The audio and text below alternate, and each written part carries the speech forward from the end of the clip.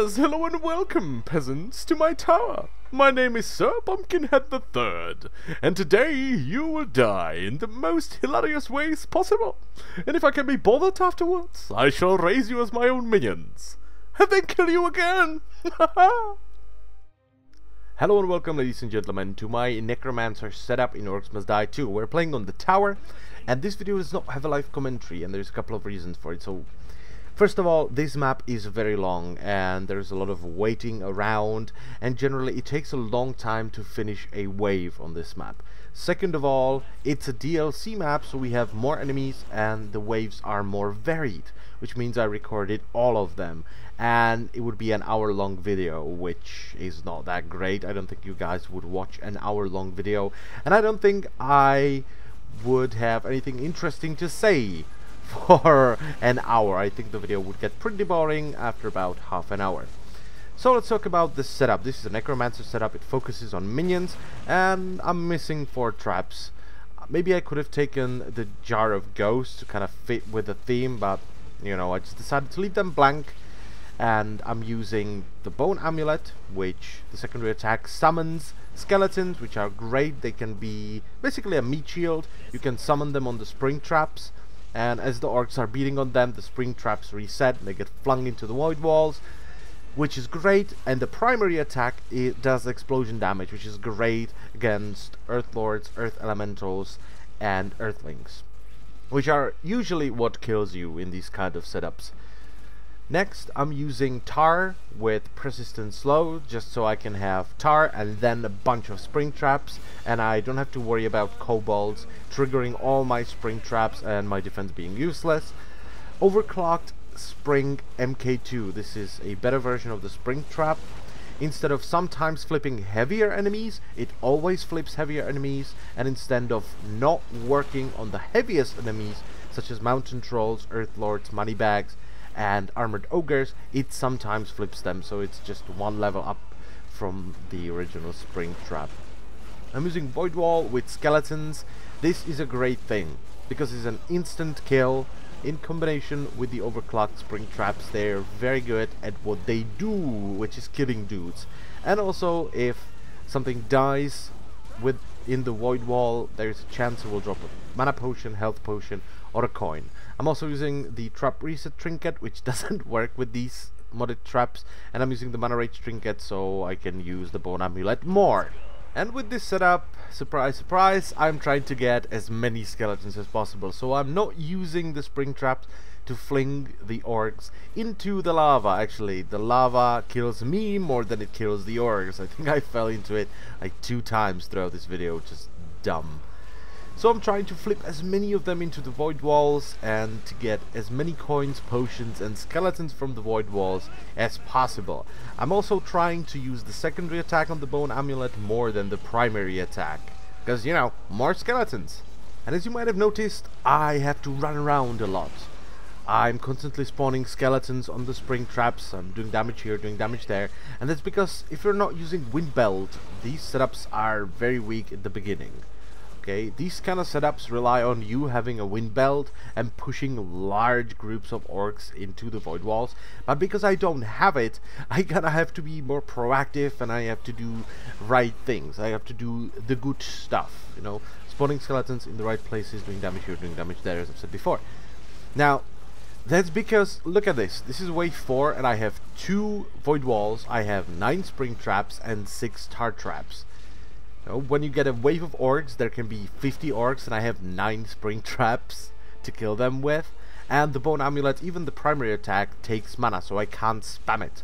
Then I need to be kinda clever with what I do, because if you do it wrong, something might get through, which is not that great. But the really good thing about these kind of setups is once you have a lot of stuff, it's a lot of fun to watch, because you have a lot of void walls, you have many spring traps, and you can just sit back and enjoy the hilarity. Stuff flying everywhere, your skeletons beating shit up. It's amazing. Now if you watch carefully, you can see me panicking a bit. I just raised a skeleton and a bunch of kobolds got through. I was like, oh my god, what am I supposed to do? Oh, kill him, and he died, you know. So that was fine, but This is the kind of thing that you need to be careful about, because one mistake, pressing the wrong mouse button almost cost me a couple of rift points, because I was out of mana and there were 3 kobolds just speeding towards my rift. And we also have our first money bags. Now money bags can be flipped by the overclocked springs, but it's very unlikely. So I just decided to swarm him with skeletons and spam the primary attack as much as possible, because I really wanted the money. This setup is not very good for comboing. The best you can get, I think, is 5x, and that's a very lucky combo, okay? So the best you can get is 5x, usually you just get 3x. And thanks to money bags I was able to purchase more spring traps, which is always good, and I'm finally getting a solid line of defense. Now the best kind of skeletons, or best type of skeletons you can get from void walls are either gnolls, because they just charge right ahead and they start murdering things in the face. But the ultimate skeletons are actually trolls, because when you get a skeleton from the void wall, their life starts ticking down. Well, not trolls, because trolls have a natural regeneration and it actually out-heals the DPS the void wall does. And thanks to that, you can be very lucky, or if you know how to kite trolls properly, you can end up with literally 50 trolls guarding your rift, because they don't die. They don't die on their own. They have to be killed. So if you know what you're doing, you can end up with just an army of trolls. The best trolls, obviously, are the mountain trolls, because they have the most HP, they do the most damage, but, you know, they're the heaviest enemies, so the chance of the spring trap actually flipping one of those into the void wall is very low. But swamp trolls are heavier enemies, so they will constantly be flipped into the void walls, and you can get an army of them, and it's just amazing. And don't get me wrong, the other skeletons are not bad. You know, if you get an armored ogre skeleton, he does a lot of damage, but he will die on his own, which is kind of a problem on this map, because if you have a... This was a dumb thing, by the way. Look at me. I was just like, oh my god, what's going on? So, if you have an armored ogre just guarding your rift, he will probably die before anything gets to him. Okay? They still have the stun, but they're pretty much useless if they're in the back. If they're up front, awesome, but if they're in the back, not so great, because as I've said, they will probably die before anything gets to them. The gnolls are pretty good. The grenadiers are not bad, because they do explosion damage, so they're really good against the earth lords. And the normal gnolls, they just like to kill stuff, so they will run ahead and they will kill everything they can. And the last pretty good skeleton you can get from the void wall is the Ogre Mage, because they do a lot of damage with their crazy purple balls. They will just throw them at everyone and they do good damage. The worst mob for this setup is actually the elemental, because even if you're lucky enough and you get one of those earth lords flipped into the void wall, he just splits. And the problem with that is, first of all, you don't get a skeleton, but in order for you to flip him, he probably has to go over a lot of spring traps, so he just wasted a bunch of spring traps. And now what?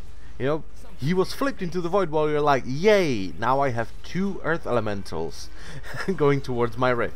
And if they get flipped, you have 4 earthlings, so they are really annoying, which is why the bone amulet is so great with this setup, because the bone amulet just murders them really hard. And as you can see on the screen right now, the defense is pretty good already. I stuck through the first couple of waves, and now I have a solid line of defense that kills pretty much everything except the earth lords. But most importantly, I'm finally getting some coins, because as I've said before, the setup is not very good for comboing, so you're not getting money there. You will occasionally get a kill streak, so you get some bonus there, but the primary source of money with this setup is the coins you get when you flip something into the void wall.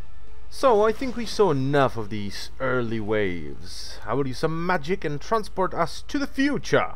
Ooh, magic. And here we go. This is what the bone amulet does to the earth lords. Yeah, they did. Now, as you might have noticed, we are in a different place. Well, that's because I ran out of space up top, so I decided to expand all over the map.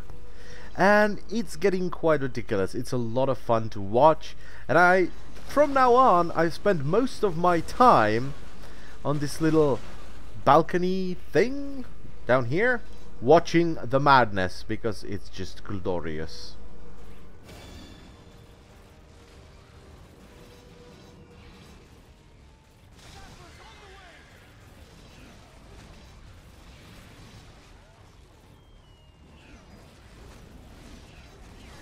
But as good as this setup was, eventually I lost. As you can see, on wave 32 I was overwhelmed by mountain trolls and I died. So sad. But it was a lot of fun. I would recommend it to everyone who wants to do something with mods. Just do a crazy setup with void walls and spring traps. It's a lot of fun. And as we're nearing the end, I want to ask you guys a couple of things. So first of all, I want you to tell me in the comments whether you like this type of presentation more or the type of presentation I did in the first episode, where basically the first 20 waves are live commentary and after that I start editing it, and you know, the video is very long. Or you like this type of video more, where it's more structured, the less interesting bits are cut out, it's post commentary, and the video is somewhere between 10 and 20 minutes. Just tell me in the description. And also, if you have any kind of setup that you would like me to try out or make it work, feel free to tell me that as well. But anyway, I thank you a lot for watching. The link to the mod I used in this video is in the description, and I will see you next time. Bye bye.